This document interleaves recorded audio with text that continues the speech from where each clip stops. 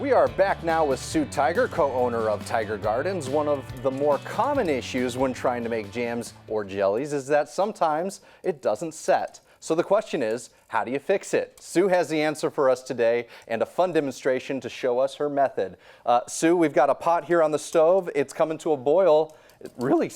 I can smell the apple. Is that apple jelly? Absolutely, yeah. We were gifted 8 bags of apples from a friend earlier this fall, and we're getting through them to make apple butter, apple jelly, applesauce, everything that you can do with an apple.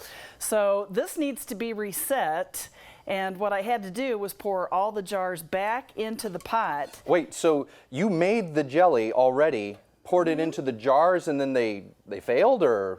They didn't set. Okay. Yeah. So what does that mean when it doesn't set? That means it's runny. If I hold this up, see how that gels Yeah, together? yeah. If it didn't set, then this would be runny and it would be liquidy. And a lot of people say, oh, that'd be nice for a syrup, but you can actually reset this even after the jars were processed. Okay. So this jar is processed because I can't take this off right here, but if the jelly were not set, I would take this lid off. It's a one-time use, so I don't use that again. And then I pour all the jelly back into the pot. Now you're bringing it up to a boil. So you make it the same way you would do regular jam or jelly, and that's 4 cups of fruit, 7 cups of sugar, sometimes lemon juice, and then sometimes, or always pectin. So you either use liquid pectin or powdered pectin, and we are fans of liquid pectin. Now what's the difference between the powdered and the liquid pectin? So obviously one is powdered and one is liquid flavor, and it just means that you use it differently in the recipe. Okay. So a lot of recipes call specifically for powdered pectin and some specifically for liquid pectin. Now that's really going. Yeah. That's starting to come up. It's really going. So this is a hard boil that cannot be stirred down. And the reason the jelly didn't set in the first place, my guess is that it was only allowed to come to a rolling boil. Now this cannot be stirred down, which means I have to turn off the heat, I have to do something, or else it will completely boil over. So I want to keep this for 1 to 2 minutes, and when I reset jelly, I do the liquid pectin last, which means I do sugar first, so I add a little bit of sugar because you need to get it to that hard boil so that activates the sugar and that helps it set.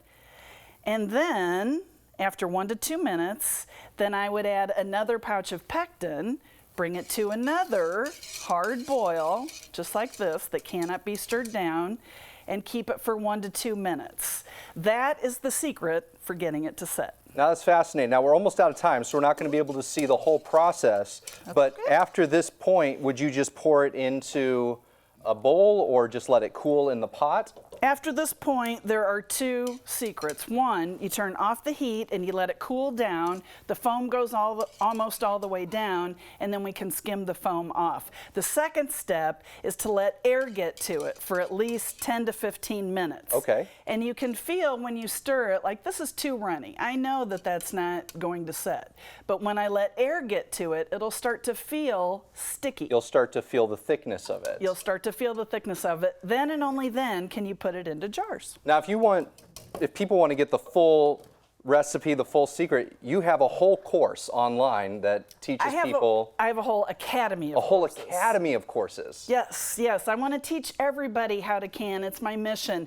I want you to do jams, jellies, butters, pickles, relishes, salsas, sauces, and soups. That's incredible. Well, we are going to connect people to your website. If you want more information on Tiger Gardens and the various products that they offer, which you can purchase online, as well as their Canning Academy, we're going to connect you at ciliving.tv. Thanks so much for being with us today, Sue. Thanks for having me.